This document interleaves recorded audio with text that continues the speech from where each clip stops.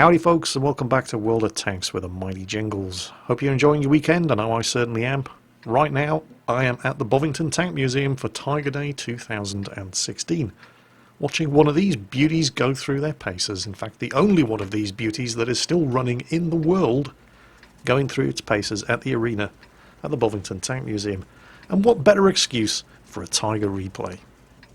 This is Devil Kit, and he's driving his Tiger in a Tier 7 maximum battle on the Cliff map. Now, while the Tiger was an incredibly well-armoured machine, in real life, here in World of Tanks, well, it doesn't get balanced against the kind of tanks that it fought in World War II, T-34s, Shermans, things like that. It'll still see T-34s and Shermans, and when it does, it absolutely obliterates them.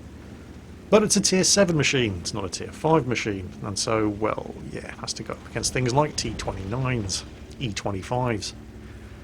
The kind of machines that will penetrate your armour with ease, if you don't angle it. The Tiger's a very boxy tank, it doesn't have built-in angling and sloping like the T-34 or the RES. If you want to make the most of the armour on this thing, you have to do it yourself. Enemy E-25 spotted. T-34-85 up front there is about to have a world of pain delivered. There's not just the E-25 shooting at him, there is also a Stug 3 and a Hellcat at the far end of that road. And he's about to get his ticket well and truly punched. But, unlike the E-25, who's actually in concealment, the Hellcat and the Stug are just sitting in the middle of the open road, and so artillery nails the Stug. Meanwhile, the other artillery is aiming up on the Hellcat, and bang, first two kills of the game go to friendly artillery. Now, that's not the last that we're going to see of these two artillery players. In fact, much of Devil Kit's success in this match is down to the support that he receives from those two artillery players. But for now, however, the scores are even, 2 kills each. And he's concerned, obviously, about that E-25 up there. He doesn't want to be sitting behind this rock for the whole match, but, well, you can see the friendly M7 over there on half health, cowering in the corner, pinned down by that still unspotted E-25. So Devil Kit starts angling his armour up, waiting to see if he can spot that E-25 if he takes his shot at him. Spots a Crusader. Meanwhile, T-25-2 behind him is getting very impatient and cuts across the front.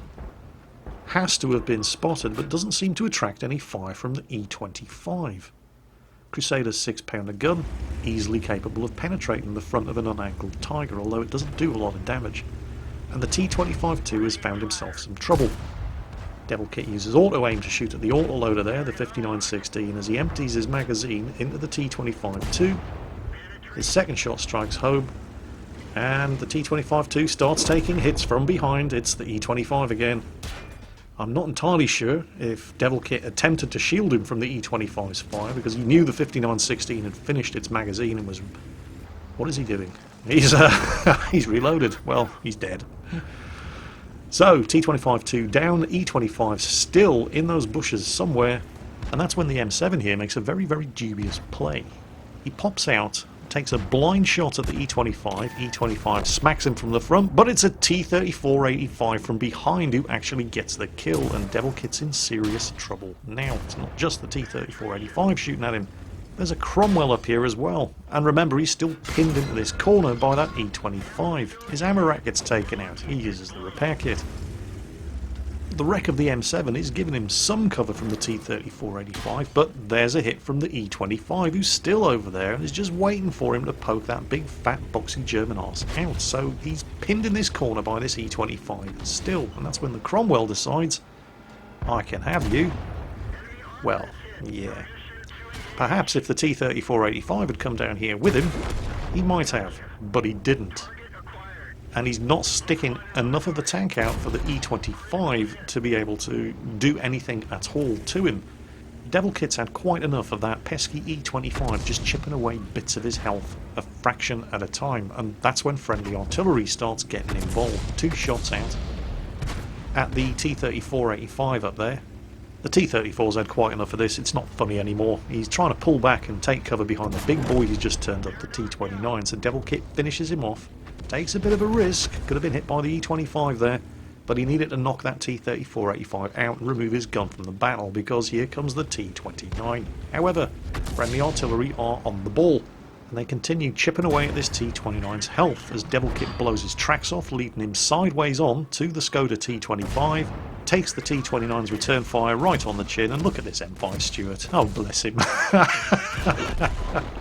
He did actually just bounce a shot from the Skoda T-25 at the back there, by the way, which gave away the Skoda T-25's position to that pesky E-25 lurking in the background. He's now decided he's going to have to man up and get over here.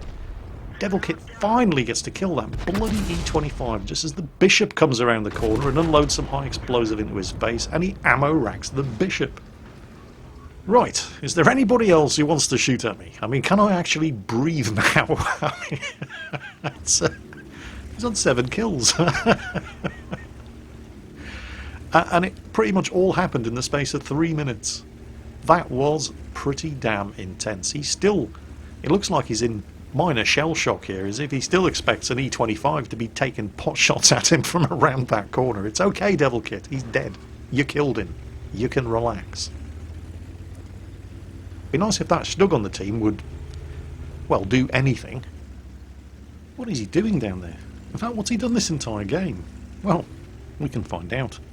If we rewind the progress all the way back to when the first 2 tanks on each team just died, when artillery scored those 2 kills on the Stug and the Hellcat, and then expand the minimap. There, can you see him? No, you can't see him, can you? Do you know why you can't see him? Wait, no, there's a tank destroyer there. No, that's the T-25 too. The Stug is down here. Yes, he's actually further back than the artillery. He's valiantly defending the artillery in the bottom southwest corner of the map from any enemy tanks that might happen to attack from the direction of Himmelsdorf. He doesn't camp in the bushes behind the artillery the entire match, however. He actually has a total distance travelled of just over 1 kilometre throughout the course of this match. Where does he go? Well, 11 tanks are dead before he finally moves out from behind the shelter of his own artillery, and then he pretty much, well, he just does this.